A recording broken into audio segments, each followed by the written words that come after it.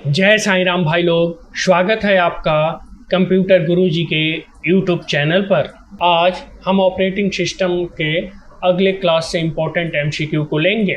यह class UP triple SC के group C के जितनी भी वैकेंसियां है भाई लोग, चाहे वो एक्सरसाइज कांस्टेबल हो, एजीटीए हो या कोई सी भी हो, सब में समान कंप्यूटर कोर्स है। इसलिए ये सारे क्लास के लिए काफ़ी इम्पोर्टेंट क्लास हैं। वीडियो के अंत तक ज़रूर बने रहिए, क्योंकि हर एक सवाल आपको आपके अपने सरकारी नौकरी के लक्ष्य के नज़दीक लेकर जाएगा। तो चलिए बिना समय गंवाए हुए, हंसते हुए, मुस्कुराते हुए आज की क्लास का पहला एमसीक्यू करते हैं। क्या है भाई लोग? शेड्यूलर कह रहा है कि शेड्यूलर का मुख्य कार्य क्या है। शेड्यूलर का मुख्य कार्य पूछ रहा है। शेड्यूलर होता क्या है, पहले हम ये समझते हैं भाई लोग। क्या है शेड्यूलर? ऑपरेटिंग सिस्टम का महत्वपूर्ण भाग है। किसका? ऑपरेटिंग सिस्टम का महत्वपूर्ण भाग है, जो यह तय करता है कि किस प्रोसेस को कब और कितनी देर तक सीपीयू मिलेगा। इससे सीपीयू का सही उपयोग होता है। ठीक है, अब इसको हम एक एग्जांपल से समझते हैं। जैसे मान लीजिए भाई लोग, किसी भी क्लास में 20 बच्चे हैं। ठीक है, सब ने अपना अपना होमवर्क करके आया है और मैडम को चेक कराना है। तो सारे बच्चे एक साथ तो होमवर्क नहीं चेक करा सकते हैं। उसके लिए कौन? क्लास मॉनिटर ये डिसाइड करता है कि कौन सा बच्चा कब जाएगा। एक बच्चे का हो जाता है तब दूसरे को भेजता है। तो सेम काम शेड्यूलर करता है। ठीक है, वो यह तय करता है कि किस प्रोसेस को कितनी देर तक सीपीयू मिलेगा। ठीक है, तो इसका क्या ऑप्शन होगा? Option B. सीपीयू को प्रोसेस आवंटित करने का काम कौन करता है? शेड्यूलर। ठीक है, इंपॉर्टेंट सवाल है, आप इसे ध्यान देंगे। ठीक है भाई लोग, चले नेक्स्ट एमसीक्यू में। नेक्स्ट एमसीक्यू आपकी स्क्रीन पर भाई लोग। हाँ बताइए, काफ़ी आसान सवाल है, हमने इस पर कई बार डिस्कस किया क्लास 1 से लेके और आज तक इस पे कर रहे हैं कि निम्न में से बताइए कौन सी सेकेंडरी मेमोरी है। सेकेंडरी मेमोरी कौन सी है भाई लोग? Hard disk. ठीक है, सेकेंडरी मेमोरी कौन सी होती है? Hard disk. एसडीडी या आईडी या एक्सटर्नल हार्ड डिस्क, ये सब क्या होती है? सेकेंडरी मेमोरी होती है। प्राइमरी कौन सी होती है? रैम, रोम, कैश मेमोरी, रजिस्टर, ये सारे कैसी मेमोरी होती है? प्राइमरी। ठीक है, प्राइमरी मेमोरी कौन कौन सी होती है? रैम हो गया, रोम हो गया, कैश हो गया और रजिस्टर। ये सारे के सारे क्या हैं?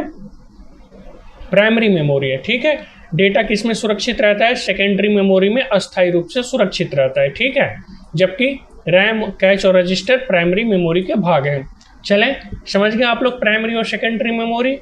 चलिए नेक्स्ट एमसीक्यू आपकी स्क्रीन पर। हाँ देखिए, इंपॉर्टेंट सवाल, शायद हो सकता है इसमें बच्चे काफ़ी भगसुनर आते हैं कि वर्चुअल मेमोरी क्या है। वो समझते हैं कि ऑनलाइन मेमोरी को वर्चुअल मेमोरी कहा जाता है। नहीं भाई लोग, यही गलती आप लोग करते हैं। ऑनलाइन मेमोरी को वर्चुअल मेमोरी नहीं कहा जाता है। इस पर ध्यान देंगे, काफ़ी इंपॉर्टेंट सवाल है। वर्चुअल मेमोरी का उपयोग क्यों किया जाता है? कह रहा है कि वर्चुअल मेमोरी का उपयोग क्यों किया जाता है। पहले हम समझते हैं कि वर्चुअल मेमोरी है क्या। वर्चुअल मेमोरी, जब कंप्यूटर की रैम कम पड़ती है तब वर्चुअल मेमोरी हार्ड डिस्क से कुछ हिस्से को अस्थायी रूप से यानी टेम्पररी रूप से रैम की तरह इस्तेमाल करती है ताकि प्रोग्राम चलते रहें। अब भाई लोग ऐसे समझते हैं, आप लोग तैयारी कर रहे हैं, ज़्यादातर बच्चे जो घर से दूर हैं उनके पास एक कमरा होता है, उसी में किचन भी है, उसी में सोना भी है और एक कुर्सी मेज लगा के पढ़ना भी है। ठीक है, और हो सकता है कि उनके साथ एक बच्चा और भी रहे, यानी एक कमरे में 2 बच्चों को रहना है, सोना है, पढ़ना है। ठीक है, और उनके धीरे धीरे कपड़े ज़्यादा हो गए तो क्या करते हैं, उसे कपड़े को उठा के, या उनके पास बुक ज़्यादा हो गई तो बुक को उठा के कहीं रेक पे या किसी अलमारी में रख देते हैं। जब उस किताब की ज़रूरत पड़ती है तब उसे दोबारा लेते हैं और पढ़ते हैं। या ठंडियों के कपड़े हो गए, ठंडियों के कपड़े गर्मियों में उठा के वो क्या करते हैं, रेक पे रख देंगे या किसी अलमारी में रख देंगे। जब सर्दी आएगी तब उसे पहनते हैं। यही सेम काम वर्चुअल मेमोरी करता है। क्या करेगा? रैम कम हो गया, जैसे मान लीजिए कि 2 GB का रैम है और मैंने कोई एडोब प्रीमियर के साथ एडोब आफ्टर इफेक्ट चला लिया या फोटोशॉप चला लिया, तो रैम क्या करेगा, उसके लिए 2 GB मेमोरी थोड़ी कम पड़ेगी, तो जो हार्ड डिस्क की मेमोरी है उससे अस्थायी रैम के लिए यूज कर लेगा। ठीक है, रैम मेमोरी कम होने पर हार्ड डिस्क को अस्थायी रैम की तरह उपयोग करने के लिए ये वर्चुअल मेमोरी का प्रयोग किया जाता है ताकि प्रोग्राम चलता रहे। जो ये बच्चों का एग्जाम्पल मैंने इसलिए दिया कि ताकि ये सब चीज़ें आपके दिमाग में क्रिस्टल क्लियर हो जाए। चलिए चलते हैं नेक्स्ट एमसीक्यू आपकी स्क्रीन पर। पेजिंग किससे संबंधित है भाई लोग? किससे है पेजिंग? क्या करता है? मेमोरी मैनेजमेंट है। ठीक है, क्या है? पेजिंग एक मेमोरी मैनेजमेंट तकनीकी है जिसमें मेमोरी को छोटे छोटे पेजों में बांटकर डेटा को व्यवस्थित रूप से संग्रहित किया जाता है। मोटा मोटी ये समझिए कि पेजिंग क्या करता है? मेमोरी मैनेजमेंट करता है। मेमोरी मैनेजमेंट को अगर हम थोड़े से और आसान शब्दों में समझे भाई लोग तो समझिए, जितने भी बच्चे यूपी बोर्ड से 12th यानी इंटरमीडिएट करते हैं तो उसमें केमिस्ट्री की मोटी मोटी किताबें आती हैं। हम लोग क्या करते थे, उस केमिस्ट्री की किताब को उसे 2 या 3 भाग में कर देते थे या 4 भाग में बच्चे कर लेते थे अपनी सुविधा अनुसार, ताकि वो ले जाने में भी ईजी रहता है। जो क्लास में 2 चैप्टर पढ़ाए जा रहे हैं उसी बुक को हम ले जाते थे, ले आने में ईजी रहता था और उसे ढोना नहीं पड़ता था। यही काम पेजिंग करता है मेमोरी के साथ, उसे छोटे छोटे पेज में बांट देता है मेमोरी को, ताकि डेटा व्यवस्थित रूप से संग्रहित किया जा सके। चलिए भाई लोग चलते हैं नेक्स्ट एमसीक्यू आपके स्क्रीन पर। क्या कह रहा है कि फ्रेगमेंटेशन किस समस्या से संबंधित है? क्या है? फ्रेगमेंटेशन किस समस्या से संबंधित है? किससे भाई लोग? मेमोरी मैनेजमेंट से। किस समस्या से है? मेमोरी मैनेजमेंट से। फ्रेगमेंटेशन तब होती है जब मेमोरी छोटे छोटे भागों में बिखर जाती है, जिससे नई फाइलों या प्रोग्रामों को लगातार स्थान नहीं मिल पाता है। उसे क्या कहते हैं? फ्रेगमेंटेशन। ठीक है, क्या कहते हैं? फ्रेगमेंटेशन। समझिए, ऐसा समझिए जैसे मान लीजिए कि आप 2 लोग एक कमरे में रह के अपनी तैयारी कर रहे हैं। ठीक है, और क्या हुआ, जो गंदा कपड़ा है आपने उसे ऐसे गोला सा बनाया, गठरी सा बना के अलमारी में रखते जा रहे हैं, आप भी आपका दोस्त भी। ठीक है, तब तक रखते जा रहे हैं जब तक वो पूरी तरह से भर नहीं जाती है। उसके बाद अब जब नए कपड़े आपको रखना होगा तो आप क्या करेंगे? या तो उसे निकालिए, उसे धुलिए या धुलवाइए, उसके बाद प्रेस करके उसी अलमारी में उससे ज़्यादा कपड़े आ जाएंगे। ठीक है, जो आप गठरी बना के रखे थे उससे ज़्यादा आ जाएंगे। तो ये ऐसा ही समझ लीजिए कि फ्रेगमेंटेशन क्या है? कपड़ों का जैसे गठरी हो जाता है, छोटे छोटे भागों में बिखर जाता है, तो उसी को क्या कहते हैं? फ्रेगमेंटेशन कहते हैं। ये किस समस्या से संबंधित होता है? मेमोरी मैनेजमेंट से। समझ गए आप लोग? चलिए नेक्स्ट एमसीक्यू आपकी स्क्रीन पर। डीफ्रेगमेंटेशन क्या होता है? डीफ्रेगमेंटेशन का उद्देश्य पूछ रहा है कि क्या है। फ्रेगमेंटेशन जब बिखर जाता है तो डीफ्रेगमेंटेशन क्या है? बिखरे हुए डेटा को व्यवस्थित करने को ही क्या कहते हैं? डीफ्रेगमेंटेशन। ठीक है, डीफ्रेगमेंटेशन हार्ड डिस्क में बिखरी हुई फाइलों को एक स्थान पर व्यवस्थित करता है, जिससे डेटा एक्सेस तेज हो जाता है और सिस्टम का प्रदर्शन बेहतर हो जाता है। ठीक है, जैसे ही आप सिस्टम को डीफ्रेगमेंटेशन करेंगे तो उससे क्या होता है कि फाइलें डेटा एक्सेस तेज हो जाता है और सिस्टम भी तेज काम करने लगता है। तो समझ गए भाई लोग? आप लोग समझ गए भाई लोग? चलिए चलते हैं नेक्स्ट एमसीक्यू में। कह रहा है कि निम्न में से सिंगल यूजर ऑपरेटिंग सिस्टम कौन सा है? ये सवाल मैंने 2-3 बार करा दिया कि सिंगल यूजर ऑपरेटिंग सिस्टम कौन सा है भाई लोग? MS DOS। MS DOS ये क्या होती है? MS DOS जो है सिंगल यूजर ऑपरेटिंग सिस्टम है, जिसमें केवल एक समय पर एक ही उपयोगकर्ता कार्य कर सकता है। ठीक है, और ये CLI होती है, यानी कमांड बेस होती है। ये हमने पिछले क्लास में भी इस पर काफ़ी डिस्कस किया था। चलिए नेक्स्ट MCQ आपके स्क्रीन पर। ये सवाल भी पिछले क्लासों में आया है कि ओपन सोर्स ऑपरेटिंग सिस्टम कौन सा है। रिपीट सवाल बच्चों हम इसलिए ले लेते हैं क्योंकि ये काफ़ी महत्वपूर्ण सवाल है और ये सवाल आपके दिमाग में बिल्कुल क्रिस्टल क्लियर हो जाए। जैसे ही आई ओपन सोर्स, आप आँख बंद कीजिए और मारिए लाइनक्स। ठीक है, आँख बंद कीजिए, मारिए लाइनक्स। ये क्या है? ओपन सोर्स है। ओपन सोर्स और कौन सा है? एंड्रॉयड OS, उबुंटू, ये सब क्या है? ओपन सोर्स है। समझ गए भाई लोग? ओपन सोर्स को आप लोगों को बताया था कि इसका सोर्स कोड सार्वजनिक रूप से उपलब्ध होता है।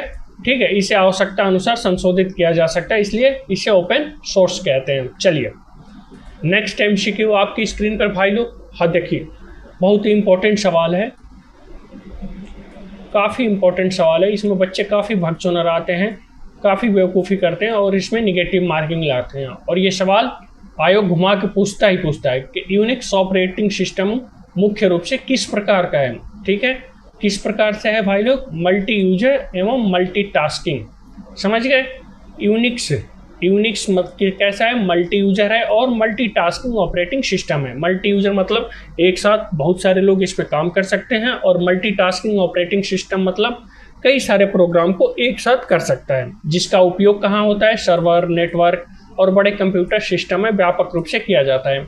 इसका सबसे बड़ा एग्जाम्पल आप समझिए, जैसे ये एग्जाम्पल मैं आपको दूं, ये सवाल अगर आपके एग्जाम में आए तो बिल्कुल क्लियर हो जाना चाहिए एग्जाम्पल से कि यूनिक्स कैसा है। जैसे मान लीजिए कि बैंक है, बैंक जो है वो किस ऑपरेटिंग सिस्टम का उपयोग करता है, किसका करता है, यूनिक्स का। क्यों? क्योंकि बैंक में करोड़ों लोगों का डेटा है, उनसे एटीएम ट्रांजेक्शन करना है, ऑनलाइन ट्रांजेक्शन करना है, इसके अलावा उनके पासबुक प्रिंटिंग। तो बैंक किसके उपयोग करेगा, यूनिक्स ऑपरेटिंग सिस्टम का। ठीक है, जो टेलीकॉम कंपनियां है जैसे जियो है, एयरटेल है, ये किसका उपयोग करेंगी, किसका करेंगे, यूनिक्स ऑपरेटिंग सिस्टम का, क्योंकि इनके पास भी करोड़ों करोड़ों का डेटा होता है, हर डेटा को मैनेज करना होता है। ठीक है, तो ये बड़े रूप में यूज होते हैं, मल्टी यूजर और मल्टी टास्किंग होती है।